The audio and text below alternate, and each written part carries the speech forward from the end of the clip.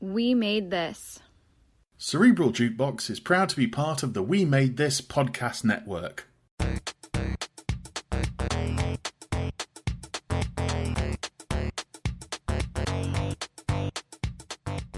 Hello there, thank you very much for downloading this episode. My name is Bryan and I am the world's first brain surgeon / therapist / jukebox repairman, although really I'm just slumming it until my TikTok career takes off. This is Cerebral Jukebox, where a guest tells me about a song they found so catchy it's stuck in their head on repeat. We have a bit of a chat about it, then I give them a choice to remove it from their internal memory forever, or they can keep it for prosperity. My guest today is an actress, fight choreographer, recovering stand-up, street theatre performer and blogger. You can currently catch her online writing her regular column at beastonian.com. Daisy Leveringon. Daisy, how are you today? I'm good, thank you. I'm drinking. How are you?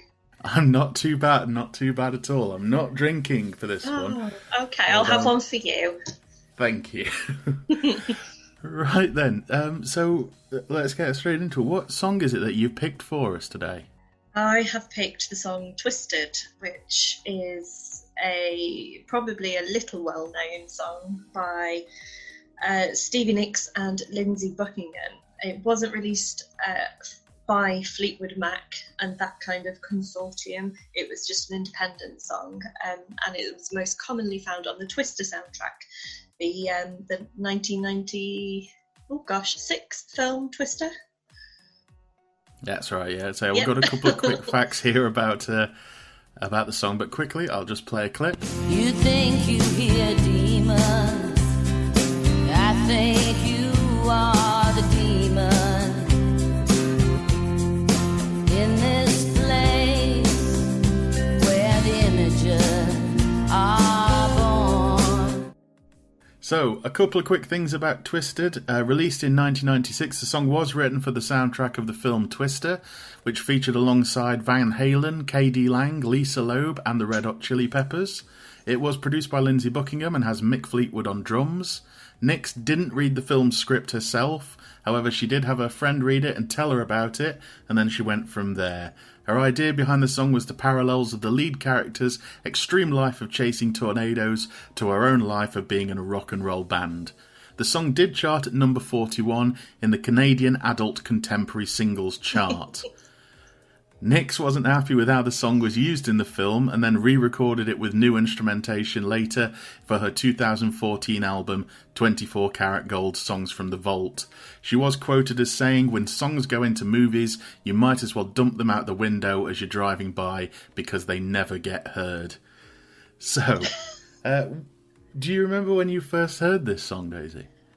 Strangely, no. It just sort of became part of my life very sort of slowly by osmosis. I was absolutely obsessed with the film Twister when it came out. I was doing my GCSEs or first year. I was doing my GCSEs and going into my first year of A-levels. And I had the DVD, not the DVD, gosh, it was VHS. Crikey. And I used to put it on every day and just have it on in the background.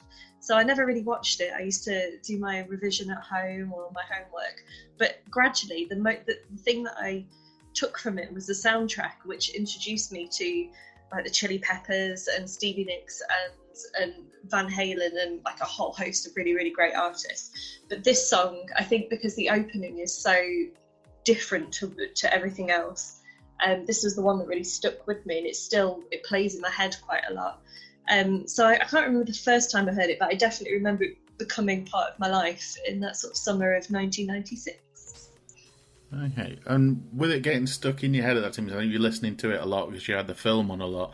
What part of the song is it that kind of hooked in? Because the guitar part's quite catchy, and the lyrics do have a sort of not cylindrical, but a cycle sort of nature going through. What part of it for you do you think it was that really sort of hooked you in on this one? It's the opening 5 notes. That sort of 5-note intro. It was really, really beautiful, and you know exactly what song's coming up. And there's not another song that really sounds like it. Even the sort of Fleetwood Mac back catalogue, there's nothing really that parallels this. And the first two lines, I think, are probably my favourite. You think you hear demons, I think you are the demon. And I think that's, I don't know whether it was like the phase that I was going through. I was studying like English literature, and I went on to do that at university and stuff. But those two lines were really, really sort of powerful, and I think they sort of meant a lot to me at that point. Maybe I was a bit of an emo teenager, I don't know. But to be honest, the whole song is absolutely beautiful. There is a reference to God in it that I would take out because I'm a stout atheist, but the rest of it is absolutely beautiful. And obviously it was the most obvious choice for the soundtrack. The other songs were around a theme, but this one was like, it's called Twisted, and it is very obviously about the film. Yeah, so you were just saying there, it was something that you got in the film. It got you into something. What were you sort of listening to usually at the time? Was this the type of thing you were normally listening to, or was this sort of out of the blue? Absolutely not. No, I was useless. I've never been a person that sort of follows one band or buys anything obsessively. I'm still never into a genre of music in particular, but at that point I was more kind of listening to Blur and Oasis and trying to fit in and be cool by doing that, but I never really enjoyed them. But then this introduced me to the Chili Peppers, which I went on to absolutely love. Weirdly also introduced me to Shania Twain, who I will admit I was a fan of at one point, and she's now she's a crazy Republican, so that's not something I'll probably talk about on a public podcast. But what else did it introduce me to? Tori Amos became like a pivotal person for me as well. And who else was there? Lisa Loeb as well, who sung How, which became like a bit of a ballad of that summer. But I was listening to all sorts at that point, mainly whatever cassette my dad gave me to listen to in the car, so it was probably Dixie Chicks. No wrong with the Dixie Chicks, although they're just the Chicks these days. They are just the Chicks, if you please. So did this sort of spur you on to look into Stevie Nicks more, or do you just is it just sort of this song and because of what it means to yourself? Or yeah, well, when this song, when it sort of became part of my life, the internet didn't really exist.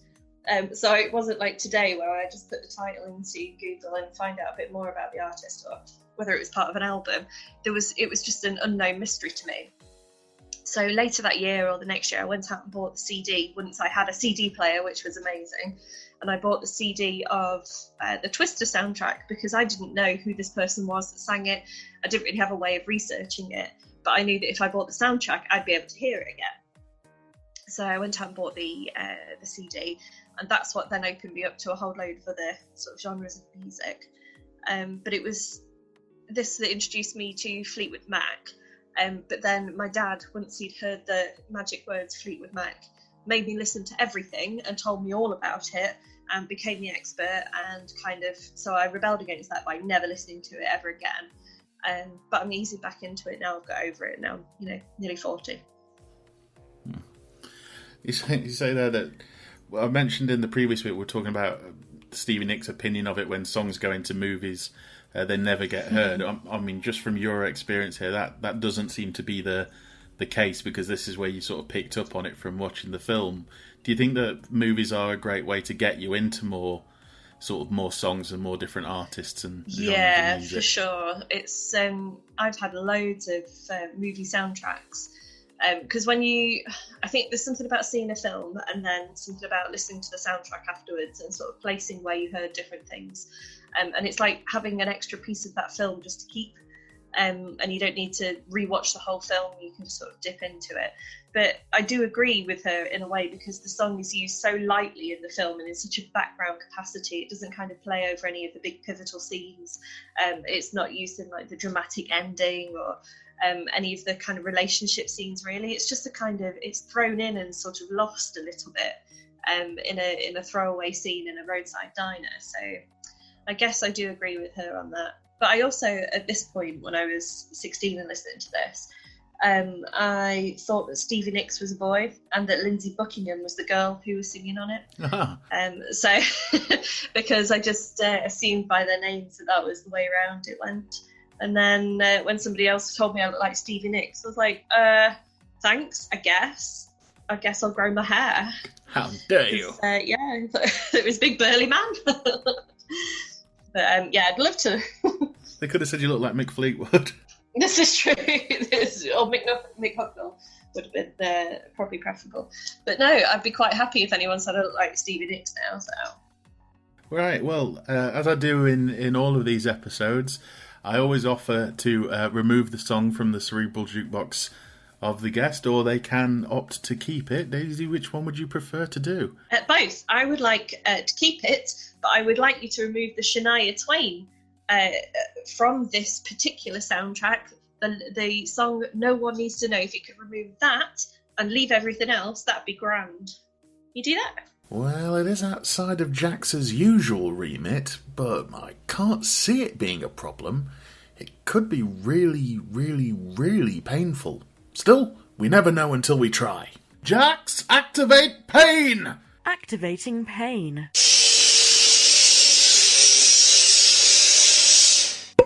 Amazing, thank you. Not a worry. Right, before you go, is there any sort of plugs or mentions you want to bring out at all? Stay home, wear a mask. Excellent. As I said before, you do have your column at the Bistonian. That's about all I'm doing at the minute, just the column. And then eventually, in time, we will get back into Quad. So come and see us all at Quad. Spend your money there, please. Excellent. Right. Thank you very much, Daisy, for taking part. Thank you very much. Thanks for having me. No worries. So that was Daisy Leveringon. I do recommend checking out her column at Bistonian.com. I will put a link in the description of this podcast. She is a very good writer and she is very, very funny. Again, thank you very much for listening to this podcast. If you want to join in the discussion, you can follow us at Cerebral Jukebox on Twitter, or you can keep up with myself and all the different projects I'm up to, including other podcasts on the We Made This Podcast network, by going to all my links /Mr. Carl, and that's the unabbreviated version, MISTER. Again, one last time, thank you very much for listening. I hope you're here for the next one. See you soon.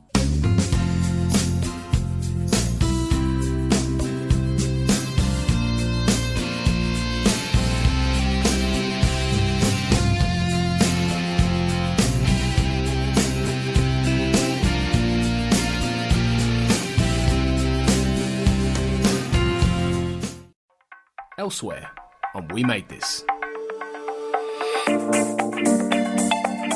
The Movie Palace. Yeah, I mean, that's the common consensus. It's a great film. It's one of Hitchcock's best. But like, what makes it so good? Well, first of all, it's just such a good, well-crafted film. And the more you look at it, the more you see everything that's in this film is just so well constructed. And it has so many layers. You can just watch it on a story level and it's just a very effective film. But when you start getting into the depth of the characters, especially Marion and Norman and Norman's relationship with his mother, it gets very, very complex and it gets very psychological. I'm in a band podcast. We should talk about that because when we have our CDs made, we get 1,000 CDs, don't we? Yeah. Which costs approximately £1,000. And then we went to Germany and the Netherlands, and every single time we went, oh, where's your vinyl? Where's your vinyl? Do you guys have any vinyl? No, we don't. So then we have a load of vinyl made, right? And then they don't bloody buy it the next time we go. Yeah, that's mad, isn't it? Pull or pass. And then within the first 20 seconds, nipples on costumes, backsides and crotches. I mean, that is a huge start. That's a bold start. I just want you to know that I hope you're always remembered for that line. The thing is, we know that the reason the tone changed so much was that Warner Brothers and everybody else connected to promotion needed Batman to be more toyetic. Check out all of these shows and more on the We Made This Podcast Network.